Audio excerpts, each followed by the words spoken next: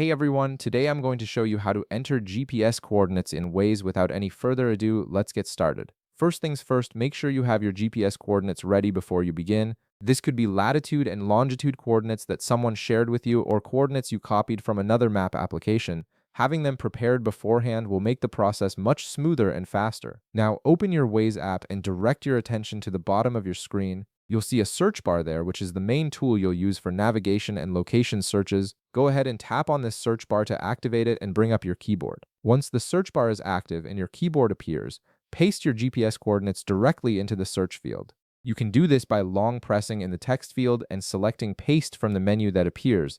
Waze is designed to recognize coordinate formats automatically, so whether your coordinates are in decimal degrees or degrees, minutes, seconds format, the app should be able to interpret them correctly. After pasting your coordinates, you'll notice that Waze begins processing the information. At this point, look for an option that says More Results and tap on it. This step is important because it tells Waze to search beyond just addresses and place names, allowing it to process the specific coordinate data you've entered.